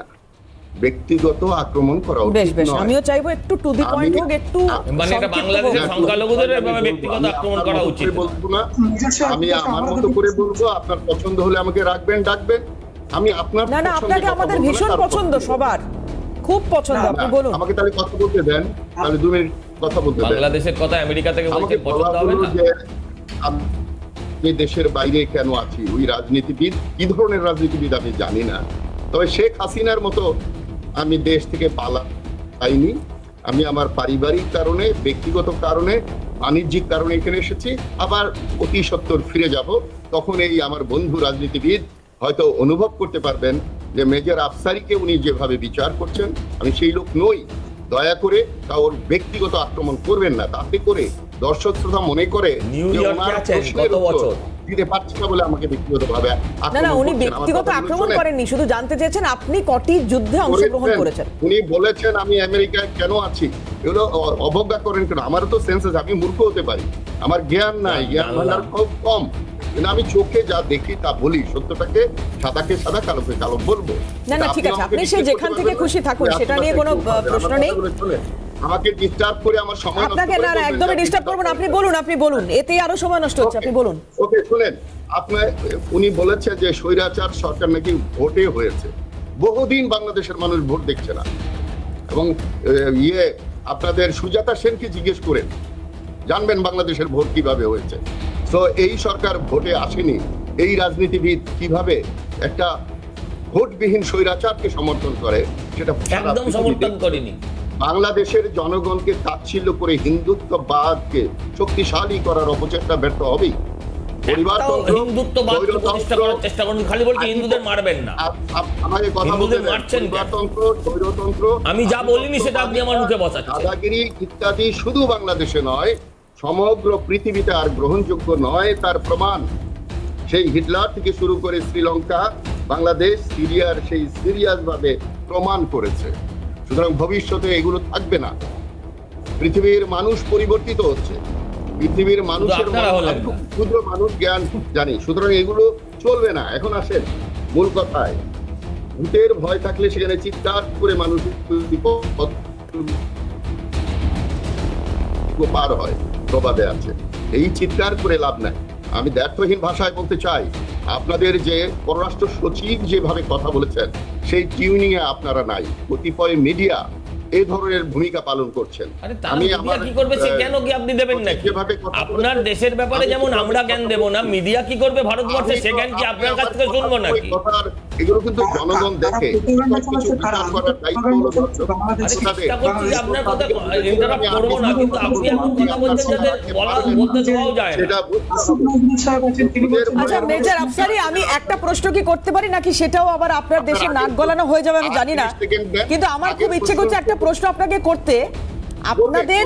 আপনাদের নির্বাচনটা কবে হবে? দু নম্বরের অ্যানসার, তাতে আপনি 20 লাইন 20 পাতা লিখলে হবে নাকি? আমাদের নির্বাচন আপনার ইয়েস অর নো বলুন। না না, আমি এক মিনিট আমি একটু মেজর আফসারের উত্তরটা শুনে নি, প্লিজ একটু উত্তরটা শুনে নি মেজর আফসারের, প্লিজ দীপঙ্কর এক মিনিট প্লিজ, একটু ওনার উত্তরটা শুনে নি। হ্যাঁ বলুন। আমি উত্তরটা বলি। হ্যাঁ শুনেন, আমাদের দেশের নির্বাচন আমাদের মানুষ যখন চায়, আমরা যখন চাই, যেভাবে চাই সেভাবেই হবে। একটা কমিশন তৈরি করা হয়েছে, নির্বাচন কমিশনও হয়েছে, আমরা এগিয়ে যাচ্ছি। আমাদের যে প্রশাসন থেকে শুরু করে যেভাবে সব পালিয়ে গিয়েছিল, আপনার দেশে কল্পনা করে দেখেন না, যেগুলো নাই, পুলিশ নাই, প্রশাসন নাই, মন্ত্রী নাই, প্রধানমন্ত্রী নাই, একবার কল্পনা করে বছরে 2 বার করে আমাকে কথা বলতে দেন। তো এখন 1900 আমাকে একজন প্রশ্ন করেছেন আমার যুদ্ধবিদ্যার কতটুকু শক্তি, কতটুকু অভিজ্ঞতা আছে। উনি হয়তো আগুনে হাত দিয়ে বুঝতে হয় যে আগুনে হাত পুড়ে যায়, আমি শুনে দেখে বুঝি যে আগুনে হাত দিলে পুড়ে যাবে। 65 সালের যুদ্ধে সেই জন্য আপনি বিশেষভাবে অজ্ঞ। তার ক্রেডিটটা ইস্ট বেঙ্গল রেজিমেন্টের, এবং জেনারেল জিয়াউর রহমান সর্বোচ্চ খেতাব পেয়েছিলেন সেই যুদ্ধে।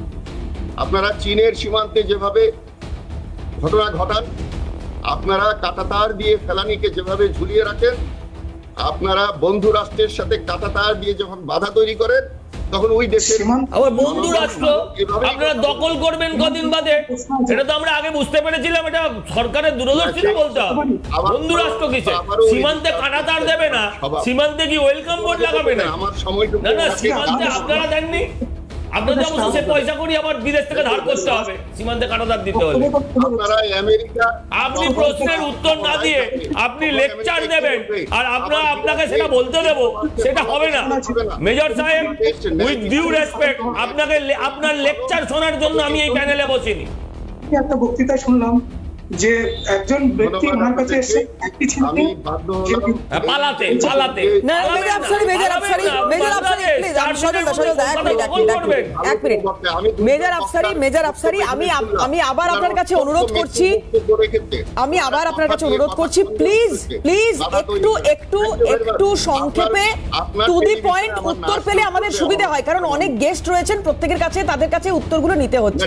প্লিজ আমি একটু সংক্ষিপ্ত উত্তর চাইবো আপনার কাছে। একটু আর্যদার কাছে যাই। আর্যদা, ভারতের উপর রাগের কি কারণ আমি সঠিকভাবে হয়তো বুঝতে পারছি না, কিন্তু কোথাও একটা মনে হচ্ছে যে হাসিনাকে শেল্টার দেওয়া এইটা কি কোথাও একটা গাত্রদাহের কারণ হয়ে যাচ্ছে ওদের? হ্যাঁ, ঠিক তাই, সেটাই। একটা জিনিস দেখুন, যেটা আমি এটুকুনি বলতে পারি যে শেখ হাসিনা যখন ছিলেন তখন নানান রকম বেনিয়মের আমরা কথা শুনতে পাচ্ছি। তো সেইটা বিশ্বাসযোগ্যতা, ক্রেডিবিলিটি হওয়ার ফ্যাক্টরটা দেখুন কোথায় হচ্ছে ওনারা ইউজ করছেন। সেটা হচ্ছে যে যখন হাসিনা ছিলেন তখন তিনি যে ব্যবস্থাগুলো নিয়েছিলেন সেই ব্যবস্থাগুলো আজকে নেই বলে আজকে আমরা বাংলাদেশের এই অবস্থাটা দেখতে পাচ্ছি। তার মানে শেখ হাসিনা ঠিক ব্যবস্থা নিয়েছিলেন, তো তাকে করতে বাধ্য করা হয়েছিল। যে ব্যবস্থায় তিনি নিয়ে থাকুন না কেন, বাংলাদেশের অভ্যন্তরীণ নিরাপত্তার স্বার্থে নিয়েছিলেন, হিন্দু এবং অন্যান্য সংখ্যালঘু সম্প্রদায় আপনার স্বার্থে নিয়েছিলেন, তাদের নিরাপত্তার স্বার্থে নিয়েছিলেন। তো সেইখান থেকে এগুলো তো কিছু বলার নেই। গণ অভ্যুত্থান বলছেন, গণ অভ্যুত্থান কাকে বলে? যেখানে মানে আপনার কাস্ট ক্রিডে আপনার রিলিজনের কোনো ব্যাপার থাকে না, সবাই মিলে সেটার মধ্যে সামিল হয়। তো এখানে তো গণ অভ্যুত্থান দেখছেন, এখানে তো গণ হত্যার ব্যাপার সবসময় বলা হচ্ছে। তো সেইখানে সেইটা একটা অবভিয়াস কারণ। নিশ্চয়ই আমি সেখান থেকে আপনার সঙ্গে একমত। তবে এটা হাসিনা যেখানেই যেতেন আমার মনে হয় না এটা থামতো। বিকজ শেখ হাসিনাকে বার করে দেওয়া, শেখ হাসিনাকে বার করে দেওয়ার পরে উনি যদি ধরুন আজকে অন্য আরেকটা বিষয় আর্যদা এখানে, তাহলে এই যে শেখ হাসিনা যে বক্তব্য এর মধ্যেই রেখেছেন, ইউনুস মাস্টারমাইন্ড লন্ডনের সভায় বিশেষ করে ওই ছাত্র আন্দোলনের সময়টাকে উল্লেখ করে উনি বলেছেন, কিন্তু এই যে খুনি কটাক্ষ দেওয়া বা দলীয় নেতা কর্মীদের উপর হামলার ঘটনা নিয়ে মুখ খুলেছেন, ইউনুস সরকারকে সরাসরি দায়ী করছেন যেভাবে, তাতে তো পরিস্থিতি উত্তপ্ত হচ্ছে। যদি সম্প্রতি নির্বাচন ওদের হয়েও থাকে, মানে ওরা যদি সেই প্রস্তুতি নিতেও শুরু করেন, শেখ হাসিনার বাংলাদেশের রাজনীতিতে এক্ষুনি ফেরার রাস্তা সেইভাবে মানে আরো ঘোলাটে হতে পারে কি? বা আমি বলছি আওয়ামী লীগ তাদেরও এই নির্বাচনে প্রতিদ্বন্দ্বিতা করার জায়গাটা আরো কঠিন হতে পারে কি, যদি এই ধরনের মন্তব্যগুলো শেখ হাসিনা বাইরের কোনো দেশ থেকেই করে থাকুন? দেখুন, ওনার পক্ষে উনি মন্তব্য করুন আর না করুন, ওনার নির্বাচনে প্রতিদ্বন্দ্বিতা করাটা খুব ডিফিকাল্ট হতেই পারে যে কোনো, মানে এটা একদম সাধারণ জ্ঞান আর কি, আমাদের সবাই আমরা জানি। আর একটা কথা, আমি এটা উনি ধরুন এলেন না, উনি ধরুন দেশে ফিরলেন না, উনি ধরুন এলেন না, কিন্তু আওয়ামী লীগের অন্যান্য যারা নেতারা রয়েছেন বাংলাদেশে, তারাও যে প্রতিদ্বন্দ্বিতা করবেন সেই পথটাই বা কতটা সুগম হবে? সেটাই বলছি যে আজকে উনি যদি প্রতিদ্বন্দ্বিতা নাও করেন, আপনার প্রত্যেকটা জিনিসের একটা লাইফ স্প্যান আছে। আমি যেটা আগে বলছিলাম, মানুষের একটা লাইফ স্প্যান আছে। তো আজকে নির্বাচন হলে পরিস্থিতিটা কি বদলে যাবে? বদলে তো যাবে না। তো সেই জন্য যে জিনিসটা আমরা বিভৎস মানে ব্যাপারটা দেখতে পাচ্ছি, আজকে আমরা সেখানে কি আর বিশ্বাস করার জায়গায় রইলাম না? তো আজকে নির্বাচন হলেও তারপরে আপনি বুঝতেই পারছেন আমরা আর বাংলাদেশকে বিশ্বাস করার জায়গায় নেই। তাই ভারতকে যে স্ট্র্যাটেজিটা নিতে হবে সেটা একদম মানে overhauling of the ecosystem in Bangladesh, সেই ব্যাপারটার দিকে যেতে হবে। রিশেপিং বাংলাদেশ, সেই ব্যাপারটার দিকে যেতে হবে।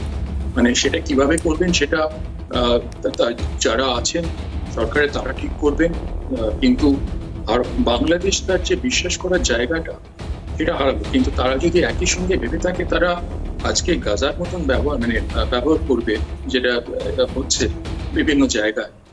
দেখুন, সিরিয়াতে যিনি মানে কুকাণ্ডের নায়ক ছিলেন তাকে সরে যেতে হবে, আর তার এগেনস্টে কুর্দিশ মহিলারা যে ফাইটটা দিয়েছেন আইসিস এর এগেনস্টে, সেগুলো যদি ভিডিও দেখেন আপনারা চমৎকৃত হয়ে যাবেন যে তারা মানে কি ফাইটটা দিয়েছেন। তো যাই হোক, এইখানে ফিরি, এখানে আপনার ওই একই ব্যাপার হচ্ছে, ওই নির্বাচনের পরে কি হবে না হবে এই ব্যাপারটার উপরে কিন্তু আমরা আর কোনো বিশ্বাস রাখা উচিত না। কিন্তু এই জায়গায় দাঁড়িয়ে বাংলাদেশের পরিস্থিতি অশান্ত হয়ে রয়েছে বা তারা অশান্ত করে রাখার চেষ্টা করছে, এবং তার পেছনে অবশ্যই মৌলবাদী মদত তো বটেই, অন্য কোনো দেশের মদতও থাকলেও থাকতে পারে। আজকেই বিএনপির তরফ থেকে একটি প্রেস কনফারেন্স করা হয়, যেখানে খুব স্পষ্টভাবে এটা বলা হয়েছে যে ত্রিপুরা অভিমুখে লং মার্চের ডাক দেওয়া হয়েছে। আগরতলায় হাই কমিশন অফিসে হামলার ঘটনা, কলকাতায় বাংলাদেশের জাতীয় পতাকার অবমাননা, এই দুই ঘটনার প্রতিবাদ এবং সেই প্রতিবাদ জানিয়ে বিএনপির তরফ থেকে এই কর্মসূচি পালন করা হয়েছে। আগামী বুধবার এই লং মার্চের ডাক দেওয়া হয়েছে খালেদা জিয়ার দলের তরফ থেকে। কি বলা হয়েছে বিএনপির তরফ থেকে আমি একটু শোনাতে চাইবো, প্রেস কনফারেন্স করে কি বলেছেন ওনারা, দেখুন। সাংবাদিক বন্ধুগণ, আমরা বাংলাদেশ জাতীয়তাবাদী যুবদল, স্বেচ্ছাসেবক দল এবং ছাত্রদল গত 8ই ডিসেম্বর ভারতের হাই কমিশনে বাংলাদেশের দূতাবাসে হামলা, পতাকার অবমাননা, ভারতের মিডিয়ায় বাংলাদেশের বিরুদ্ধে চলমান তথ্য সন্ত্রাস এবং বাংলাদেশের অভ্যন্তরীণ বিষয়ে অযাচিত হস্তক্ষেপ থেকে বিরত রাখার দাবিতে স্মারকলিপি পেশ করেছি। আমরা একই দাবিতে আমাদের পরবর্তী কর্মসূচি ঘোষণা করছি। আগামী 11ই ডিসেম্বর আমরা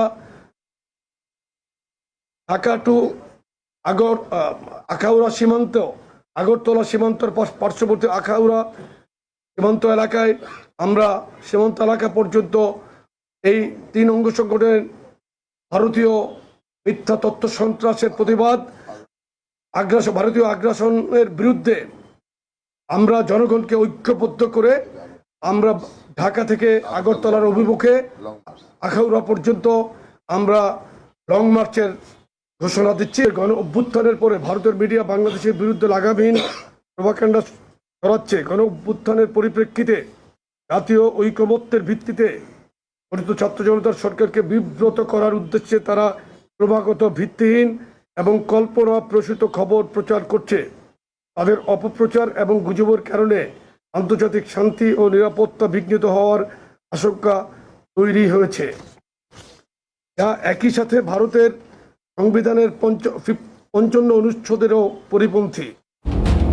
একদিকে যখন বিএনপি তরফ থেকে এই বক্তব্য সামনে আসছে, জানি না সরকার এরপরে কোনো রকম ব্যবস্থা নেবে কিনা, পাশে দাঁড়াবে নাকি এর বিরোধিতা করবে, ওই অবৈধ সরকারটির ব্যাপার, তারা কি করবে। কিন্তু যখন ফরহাদ মাজহার তিনি বলছেন চিন্ময় কৃষ্ণ প্রভুর বিরুদ্ধে এই যে স্টেপ নেওয়া হচ্ছে, কোনো আইনজীবী না দাঁড়ানো, রাষ্ট্রদ্রোহের অভিযোগ, সেই রাষ্ট্রদ্রোহের অভিযোগ তো ব্রিটিশ আমলে তৈরি হওয়া আইনের ওপর ভিত্তি করে, কি তার আজকের দিনে দাঁড়িয়ে কি তার মূল্যায়ন, কি তার ব্যাখ্যা, কিচ্ছু নেই।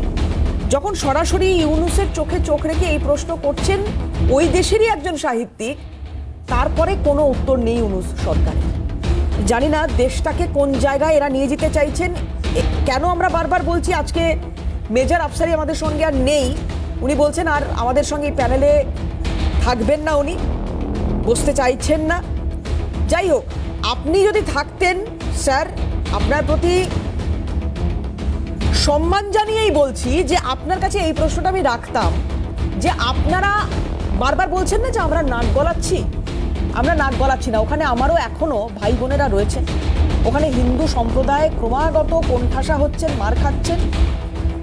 মানবিক জায়গা থেকে এই প্রশ্নটা রাখতাম যে কেন এমন করছেন, কেন এটা হচ্ছে। যখন আপনার দেশের সাহিত্যিক আপনার সরকারকে প্রশ্ন করছে, অন্তত সেটার উত্তর দিন। আপনার দেশের ভালোর কথা ভেবেই এই প্রশ্নগুলো করা। আপনি বলবেন আমার দেশের ভালো আমি বুঝে নেব, বুঝে নিন। জানি না, যেটা সজলদা বলছিলেন কিছুক্ষণ আগে যে দেশটা অন্ধকারে ডুবে রয়েছে, আমি একটু রতনদার কাছে আসি। রতনদা, প্রথমত রাষ্ট্রদ্রোহের অভিযোগ যেটা চিন্ময় কৃষ্ণ প্রভুর ওপর দেওয়া হচ্ছে, জানি না সেই রাষ্ট্রদ্রোহের অভিযোগে কি আছে। পাশাপাশি বিএনপির তরফ থেকে যে কথা বলা হচ্ছে, লং মার্চের ডাক দেওয়া হচ্ছে নাকি। এত ক্ষমতার আস্ফালন, এই ধরনের অদ্ভুত কিছু মন্তব্য, উস্কানিমূলক মন্তব্য, আর যখন এই কথা শুনতে হচ্ছে যে আপনারা নাক গলাচ্ছেন আমাদের দেশে। আমি শুধু এটুকু বলবো, বিএনপির যে নেতারা বলছেন আসলে ব্যাপারটাকে এটা বুঝতে হবে। অনেকগুলো অর্গানাইজেশন, তার মধ্যে ওই জামাত টামাত সবাই আছে। এখন ওদের মধ্যে সামনে যে নির্বাচন যদি ঘোষণা হয়, তাহলে কে বেশি আসন দখল করতে পারবে, এই একটা কে কাকে মানে ডমিনেট করতে পারবে। বিএনপির অল আউট এফোর্ট হচ্ছে এই যে লং মার্চ, এটা তার নিজের দলকে একটু সংগঠিত করা, এবং এখানের ব্যাপারটা মনে রাখতে হবে যে যত ভারত বিরোধিতা করতে পারবে তারা ভাবছে যে ভোটের বাক্সে সে তত বেনিফিট পাবে, এটা আমার মনে হচ্ছে। কারণ মনে রাখতে হবে বিএনপির প্রতিদ্বন্দ্বী অনেকগুলো দল আছে যারা হয়তো মাইনরিটি টর্চারিংয়ের ব্যাপারে দে আর ইউনাইটেড, কিন্তু যখন নির্বাচন আসবে তখন একে অন্যের বিরুদ্ধে লড়াই করবে। সেই জায়গাটা বিএনপি নেতারা করতে চাইছে না। আর ওইসব অভিযোগ করতে হয় করলেও, আমি একটা অভিযোগ করলাম, কোনো প্রমাণ নেই, এই অভিযোগের মূল্য কি? সুতরাং আমার কাছে বিএনপির ওই যে অভিযোগ নাক গলানো অমুক তমুক, এগুলির কোনো মূল্যই নেই। বিএনপি এখন নিজেকে বাংলাদেশের ক্ষমতায় নেওয়ার জন্য অল আউট চেষ্টা করছে ভারত বিরোধিতার মাধ্যমে।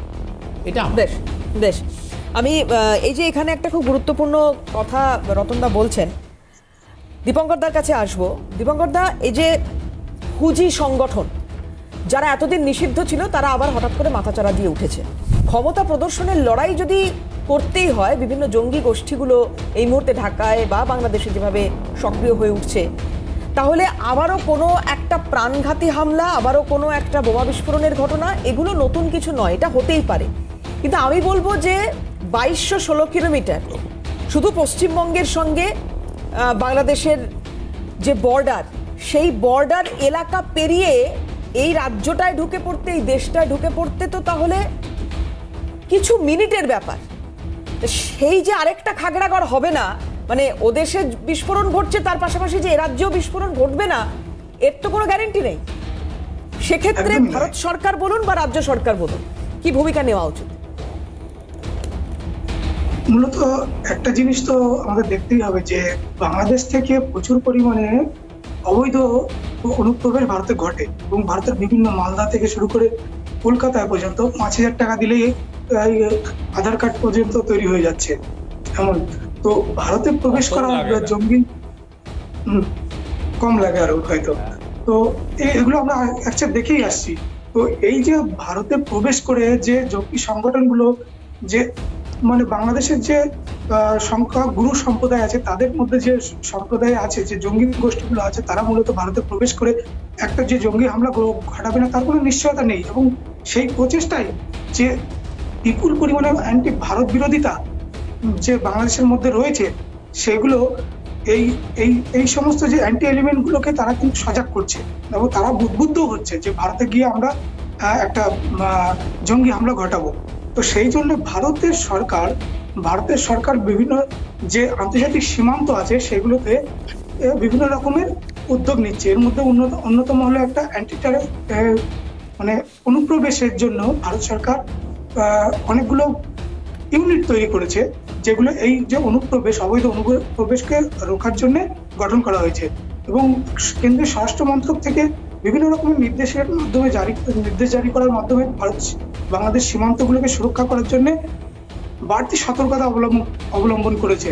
এবং যে ফেন্সিং গুলো দেওয়ার কথা চলছে, পুরো ভারত আর বাংলাদেশের সীমান্তে ফেন্সিং এর ব্যবস্থা যেহেতু পুরোটা নেই এখনো পর্যন্ত, সেগুলো ফেন্সিং দেওয়ার ব্যবস্থা করা হচ্ছে।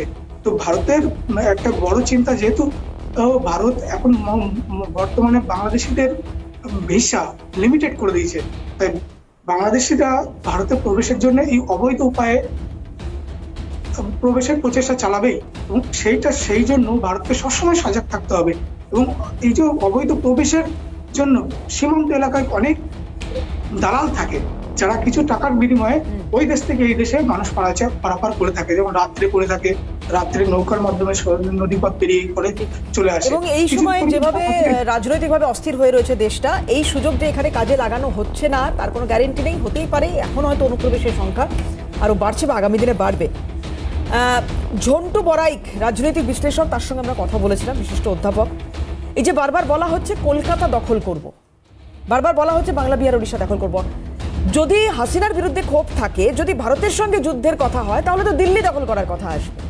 সেইটা বারবার ঘুরে ফিরে আসছে না, যতটা না আসছে বাংলা বিহার উড়িষ্যা দখল করার কথা, কলকাতাকে কবজা করার কথা। কেন বলা হচ্ছে? কলকাতায় ওরা কি কলকাতাটাকে খুব সহজলভ্য ভেবেছে, নাকি ওদের কাছে ইনফরমেশন আছে যে কলকাতার প্রেক্ষাপটটাই তৈরি হয়েছে, এইভাবে তৈরি হয়ে গেছে যে আমরা অনায়াসে সেখানে পেনিট্রেট করতে পারি, কিংবা কলকাতায় অলরেডি আমাদেরই একটি ছায়া ডিপ স্টেট বা সমান্তরাল প্রশাসন আমাদেরই মদতপুষ্ট হয়ে আছে যে আমরা সেখানে কিন্তু অনায়াসে ঢুকতে পারি বা পারার চেষ্টা করতে পারি। তাই এই উদাহরণটাকে তারা টেনেছে। কেন আমি আপনাকে বলছি, দেখুন, প্রথম কথা যে কলকাতায় এই মুহূর্তে রাজধানী বা পশ্চিমবঙ্গের যেখানে এক সরকার আছে, যেই সরকারের একটা উল্লেখযোগ্য ক্যাবিনেট মিনিস্টার, একটা প্রভাবশালী সিদ্দিকুল্লাহ সাহেব, তিনি যে স্টেটমেন্টটা দিয়েছেন সেটা বাংলাদেশে ইউনিট সরকারের একদম হুবহু রিপ্লিকা। 174 জন কট্টর জঙ্গিকে তারা ছেড়েছে। এরা সোনার বাংলা তৈরি করতে এই জঙ্গিদের ছাড়েনি, তারা ভারতের বিরুদ্ধে ছায়াযুদ্ধের জন্য ছেড়েছে। এবং তারই অঙ্গ কি বাংলা, পশ্চিমবঙ্গ, কলকাতাকে তারা 4 দিনে দখল করবে সেটা? তা না হলে আপনি বলুন, মানে অতি সম্প্রতি যতজন ওপার বাংলার অবৈধ অনুপ্রবেশকারী ধরা পড়েছে, সেটা কর্ণাটকে ধরা পড়ুক, কিংবা আপনি ব্যাঙ্গালোরের যখন রামেশ্বর কফি হাউসে যে বোম ব্লাস্ট তার যে সূত্র, কিংবা বুদ্ধগয়ায় যে বোম ব্লাস্ট তার যে সূত্র পশ্চিমবঙ্গে পাওয়া গেছে, সবটাই কিন্তু পশ্চিমবঙ্গের থেকেই তারা ট্রানজিট করেছে অন্য প্রান্তে এবং সেখানে বিস্ফোরণ করে এসে পশ্চিমবঙ্গে আশ্রয় নিয়েছে।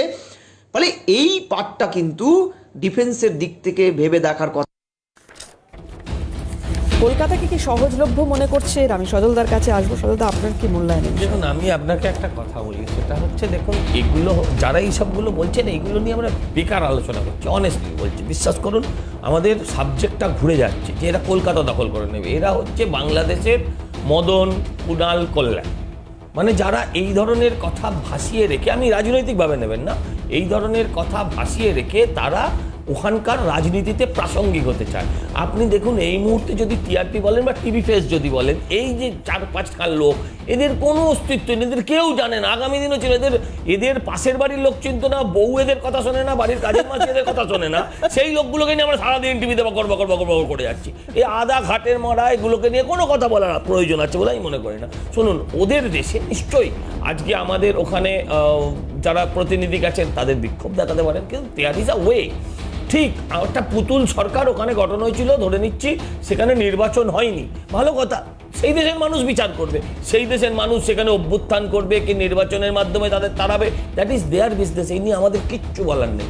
তারা আগরতলা দখল করে নেবে, আর ছাড়েন, আগরতলা গাছের তলা যেতে পারবে না তো আগরতলা। আমি আপনাকে একটা কথা বলছি, ওরা লং মার্চ করুক, ওরা শর্ট এপ্রিল করুক, কিচ্ছু যায় আসে না, দেশের মধ্যে করুক না।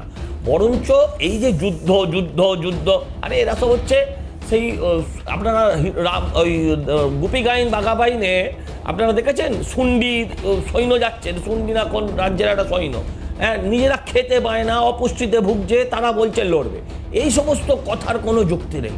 একটাই আওয়াজ ওঠা উচিত, প্রত্যেকটা গলিতে, প্রত্যেকটা ঘরে, প্রত্যেকটা প্রান্তরে একটাই আওয়াজ উচিত। সমস্ত রাজনৈতিক দলের পক্ষ থেকে একটাই আওয়াজ হওয়া উচিত। কেউ তো বলেনি যে হিন্দু হয়ে জন্মানোটা পাপ, কেউ মুসলিমকে সমর্থন করেছেন যখন মুসলিমের ওপর আক্রমণ হয়েছে, ভালো কথা। কেউ একটা ঘরের ভেতরে একটা লোককে যদি কেউ পিটিয়ে মেরেছে, খুন করেছে, সারা দেশের সমস্ত যারা মানে বিজেপি ছাড়াও বাকি যেগুলো যারা বিজেপি বিদ্বেষী, তারা সেটাকে ক্যাপিটাল করে সারা দেশে তারা আন্দোলন করেছে, করতে পারে। কিন্তু আজ তো ঠিক সেইভাবেই হিন্দু মরছে। কেন আমরা বাঙালিরা, দেখুন, হিন্দু থেকে বড় কথা, আমরা প্রত্যেকে বাঙালি। এই বাঙালিরা কেন আমরা একত্রিতভাবে রাজনীতির ঊর্ধ্বে উঠে কেন কেন কেন আমরা লড়াইতে নামবো না? মমতাদি বলেছেন, ভালো কথা, যে আমরা কি ললিপপ চুষবো? ললিপপ কেন চুষবেন? আপনি যেমন রোহিঙ্গাদের জন্য রোহিঙ্গা অনুপ্রবেশ রুখতে যাতে না হয়, রোহিঙ্গাদের যাতে প্রবেশ করতে দেওয়া হয়, আপনি যেমন চিৎকার করে তাদেরকে রোহিঙ্গাদের আশ্রয় দেওয়ার জন্য আপনি রাস্তায় মিছিল করতে পারেন।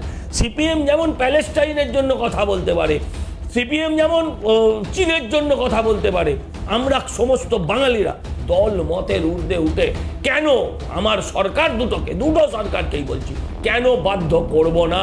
সরকার আমার তৈরি, সরকার চলে আমার টাকায়, আমরা কেন সরকারকে বাধ্য করব না? আরে ওরা তো, আমি বুঝে পাই না। আজকে কিন্তু সিপিএম এর তরফ থেকে একটা বক্তব্য এসেছে, কি বক্তব্যটা বলে দিচ্ছি শুনুন। খুব অদ্ভুত সেই বক্তব্য বলছে, দেশের সংখ্যালঘুদের ওপর নির্যাতন বন্ধ করা হোক, এবং বলছেন শুভেন্দু অধিকারী কেন দিল্লি যাচ্ছেন না? না, শুভেন্দু অধিকারী, আমি বলছি এখানে হেঁটে, আমি বলছি ভেনেজুয়েলায় যখন কিছু ঘটনা ঘটে, কিউবায় যখন কোনো ঘটনা ঘটে, তখন মোহাম্মদ সেলিম ধর্মতলায় ঘোরাফেরা করে, তখন কেউ ভেনেজুয়েলায় যায়? আমি প্রথম এই প্রশ্নটার উত্তর চাই। যদি ও ভেনেজুয়েলায় যায়, শুভেন্দু অধিকারী দিল্লি যাবে? চলুন না, আমরা আগে তো কলকাতার রাস্তাটাকে আমরা সবাই মিলে একদম। রতনদার কাছে আসবো, খুব সংক্ষিপ্ত সময়। খুব সংক্ষিপ্ত সময় বলি, আসলে সজলের পলিটিক্যাল কম্পালশন আছে, যেমন আমারও আছে। আমার নেই, আমি বলেছি আমি বলেছি আগে বাঙালি হন। আমি বলেছি আপনি বাঙালি হতে পারলেন না, আপনি হিন্দু হতে পারলেন না। সজল, আপনি হিন্দু বাঙালি হতে পারলেন না। না না না না না, আমি বলেছি আমি বাঙালি, আমি হিন্দু। দোল মতের ঊর্ধ্বে উঠে সবাই একজোট হয়ে আপনার যদি ডান দিকে আপনার যদি ডান দিকের কানে সমস্যা থাকে সেটা আমার সমস্যা।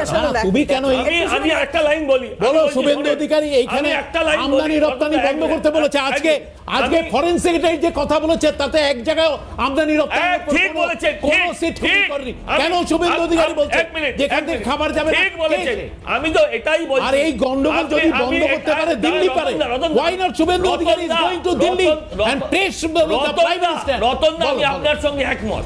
আপনি বলুন শুভেন্দু অধিকারী ঠিক বলেছেন না কেন্দ্রীয় সচিব যিনি গেছেন তিনি ঠিক বলেছেন?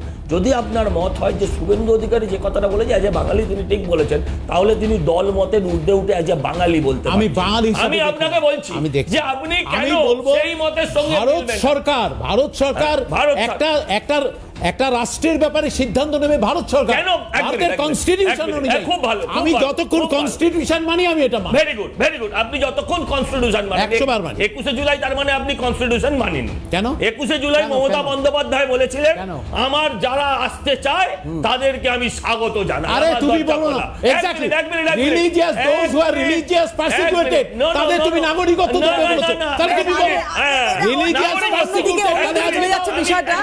আর একদম সময় শেষ। সজলদা, আমি ক্ষমা প্রার্থী। আমাকে শেষ করতে হবে দাদা। সময় নেই, একদম খুব স্পষ্ট বার্তা।